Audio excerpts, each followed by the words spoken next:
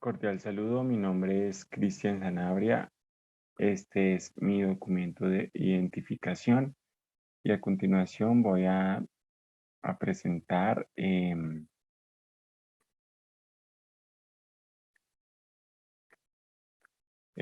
desarrollo del ejercicio número 1 del simulador virtual de fuerzas y movimiento. Pertenezco al grupo 455 de física general. Entonces, el ejercicio dice lo siguiente. Ubique las personas como lo indica la imagen en el texto de la primera columna. Bueno, entonces tenemos acá dos fuerzas aplicadas a esta masa. Entonces, en este caso, ¿cuál sería la fuerza que más actúa o la que más suma y hace que movimiento? Entonces podemos darnos cuenta que em, el movimiento sería, la suma de fuerza sería cero y no va ni a la izquierda ni a la derecha. Pero ¿qué pasará, según acá en nuestros ejercicios, si este señor estuviera más atrás? Entonces podemos darnos cuenta que la suma de fuerzas sigue dando cero, ya que la fuerza aplicada sigue siendo la misma. Pero ¿qué pasará si este señor ya no fuera este, sino fuera este?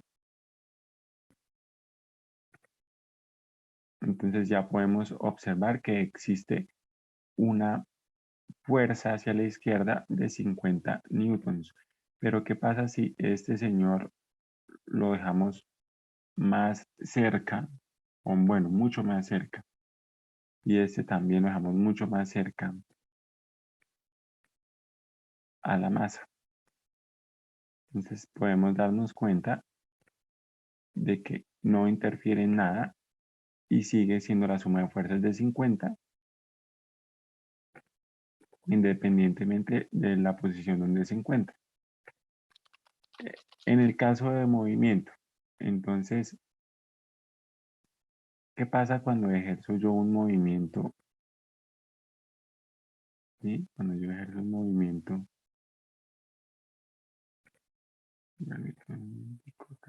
ejerzo lo que tú acá, un movimiento de una fuerza aplicada de 350 newtons a esta masa de 50 kilogramos. Entonces, nos podemos dar cuenta que la rapidez se incrementa con el tiempo mientras es aplicada la fuerza. Luego de esto, la rapidez es constante. Pero, ¿qué pasará ahora si cambiamos la masa? Ahora es una masa de 200 kilogramos.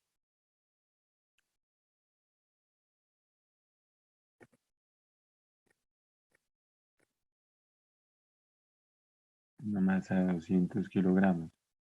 ¿Qué pasa con la misma fuerza aplicada? Entonces nos podemos dar cuenta que la rapidez también se incrementa a medida que el tiempo avanza. Sin embargo, el tiempo que tarda en llegar a una velocidad constante es mayor a diferencia de pues, el objeto anterior. Entonces ahí nos dicen una pregunta que demos dos conclusiones de ese ejercicio. Entonces la primera es: al aplicarse una fuerza existe movimiento y se incrementa con el tiempo, y la rapidez se incrementa a medida que el tiempo avanza. Sin embargo, el tiempo que tarda en llegar a una velocidad constante de un objeto de mayor masa es mayor a diferencia de uno de menor masa. Entonces vamos de nuevo ahora acá al ejercicio de fricción. ¿Qué pasa cuando hay mucha fricción y aplicamos una fuerza de 350 newtons a una masa de 50 kilogramos? Entonces, esta fuerza, la fuerza de fricción, es proporcional a la fuerza normal que ejerce el plano sobre la masa. ¿Y qué sucede con la rapidez? Pues cuando es mucha, disminuye considerablemente el tiempo hasta que se detiene. Pero ¿qué pasa si esta fuerza de fricción es media, a 350 newtons? Pues la fuerza de rozamiento es proporcional a la fuerza normal que ejerce el plano sobre la mesa y disminuye con el tiempo hasta que se detiene. Entonces podemos darnos cuenta de la fuerza de fricción es de 94 newtons. Pero ¿qué pasa si la fuerza, la fricción es nula?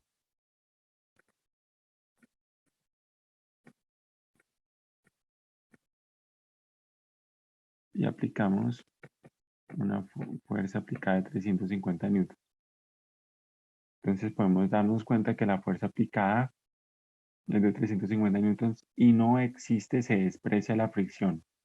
¿Sí? Es porque el coeficiente de fricción es cero. Por lo tanto, la fuerza de fricción es cero. ¿Y qué pasa con la rapidez? La rapidez es constante y el movimiento no se detiene. Podemos dejarlo ahí un tiempo indefinido y no se detendría.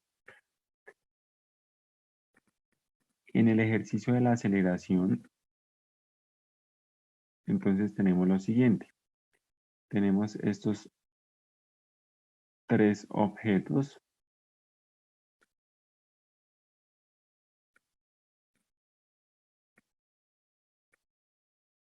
Entonces, ¿en qué tiempo alcanza la velocidad máxima? Aplicándole una fuerza de 350 newtons. Entonces, si ponemos el cronómetro, miramos que su velocidad máxima de 40 metros sobre segundo lo alcanza en 7,8 segundos a una aceleración de 6,88 metros sobre segundo al cuadrado. Pero con este objeto de mayor masa, 200 kilogramos, de 350 newtons,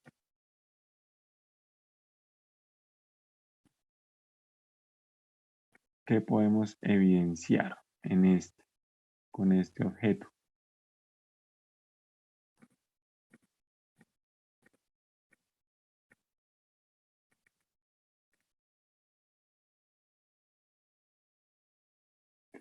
Entonces nos damos cuenta que la fuerza de fricción es la misma que la fuerza aplicada, por lo tanto la suma de fuerzas es cero. Como la suma de fuerzas es cero, no hay velocidad. Y como no hay velocidad, no hay aceleración. Ahora vamos con el del vaso del agua. 350 newtons.